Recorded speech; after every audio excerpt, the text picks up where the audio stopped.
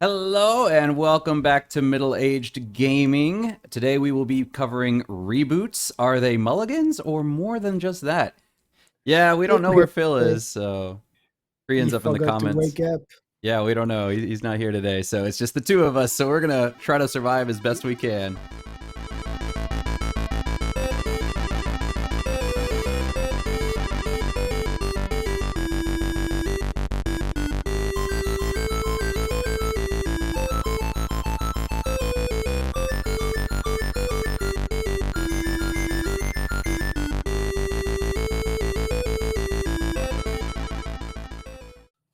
So you have any good examples of was it reboots that you think just didn't work out at all? Because I mean, obviously, if a Hmm. reboot is a financial, in your definition, you would need a financial failure to warrant a reboot. But I have sometimes you one. take a good franchise and they just Hmm. ruin it. Yep. I have one, but it's hard to decide if it's a reboot. Duke Nukem Forever.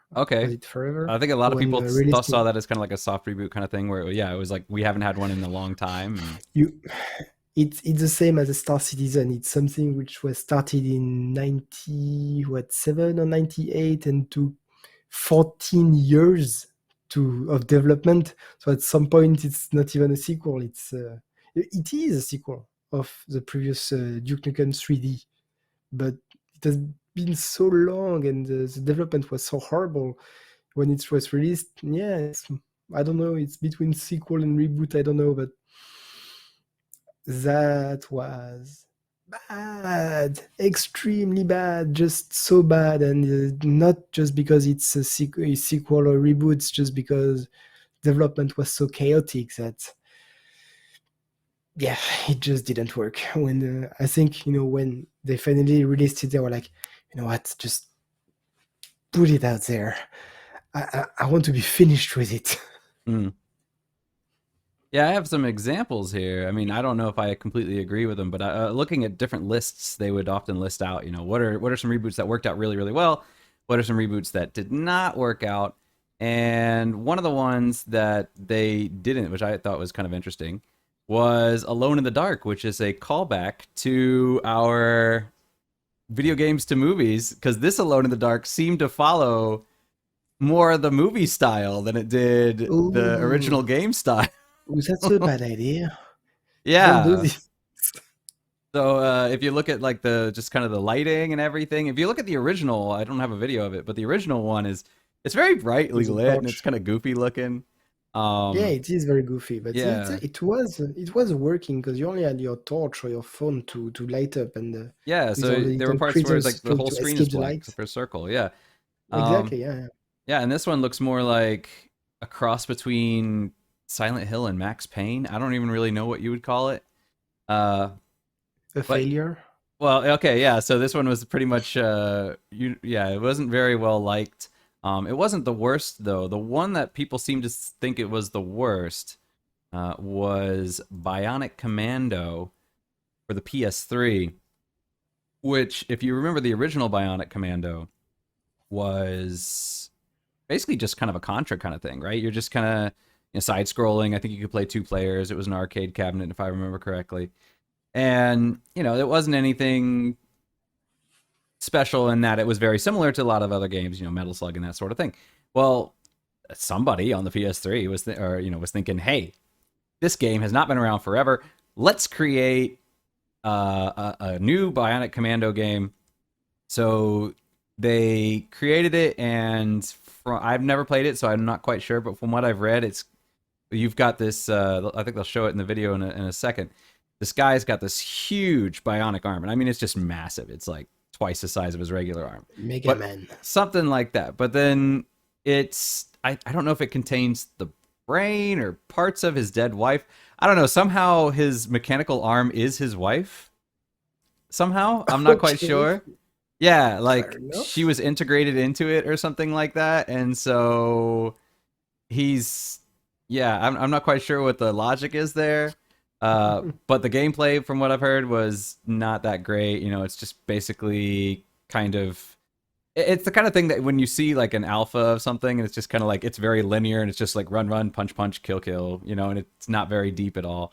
um it looks really impressive here with all the, was it web slinging, I guess Spider-Man you'd like, call it. yeah, Yeah. but uh Spider-Man web but thing. yeah, from what I heard, the gameplay, I mean, if you look on the ground, there don't seem to be too many enemies down there. They just pulled something down on them. But yeah, from what I've heard, it was pretty universally panned as an awful game. So I haven't played it. Actually, I I don't saw know, but in the list, I think I saw Bomberman as well. I didn't even. Bomberman, yeah, That, yeah, that's actually the thing of the soft reboot, which of the reboots which didn't work because you just didn't even hear about them. yeah. I had Like never heard of it. Bomberman, yeah, there was a reboot, and I saw the images. And oh yeah, okay, no, that's why I never heard about it. It looks really bad. Well, like Or Sonic as well.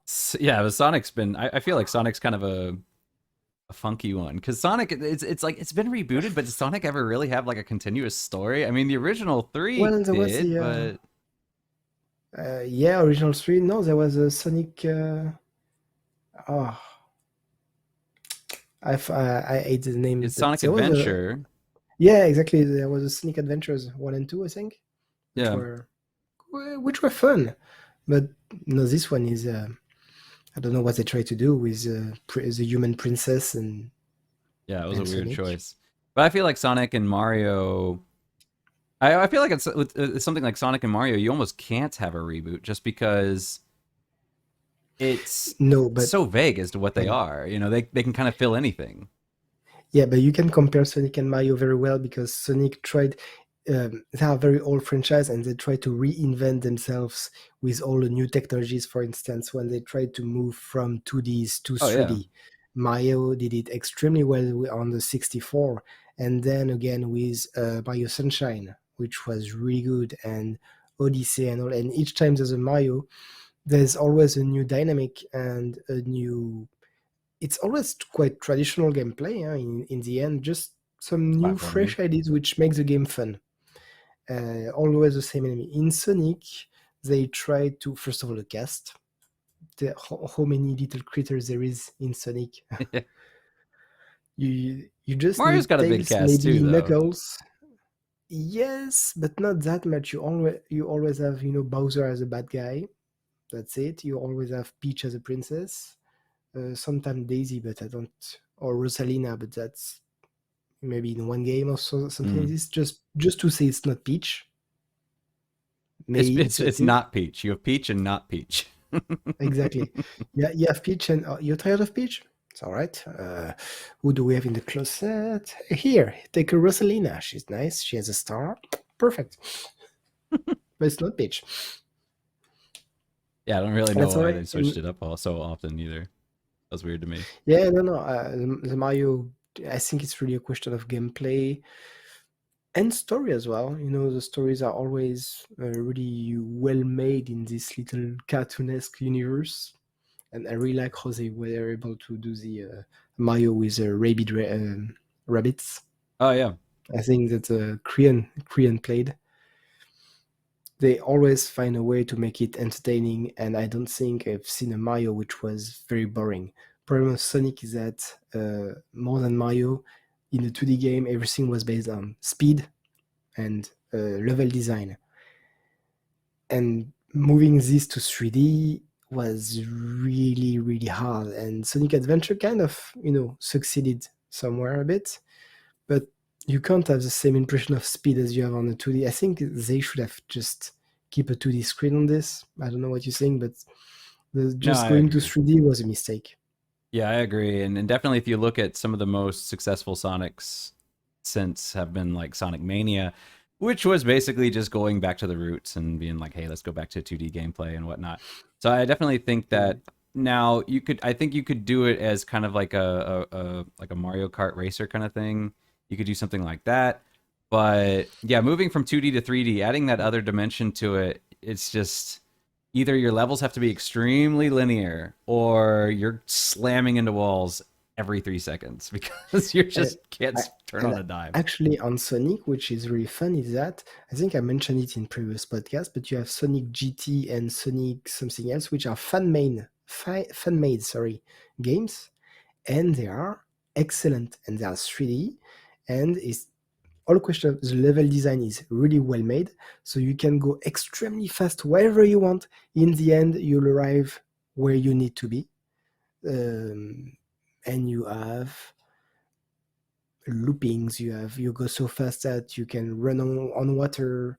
You are not slowed on your enemies. You don't need to stop for anything. Just go fast, have fun, take.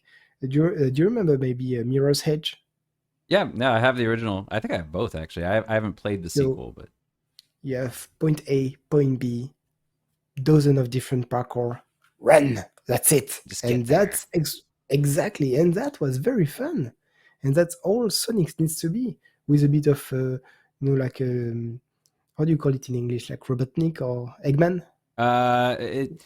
I think it depends on your generation. I call him Robotnik because that was his name back on the Uh, Genesis in North America. yeah, But me too, Robotnik. Yeah. yeah, but then So now you it's just need to. Eggman. But then people say like, oh no, there's actually two of them. Robotnik is the grandfather of it. I don't know what it is. So I Jim don't Carrey. know. Yeah, So Jim you have Jim Carrey. Carrey Such an to odd choice. and and also a very good one. I didn't believe in it at all.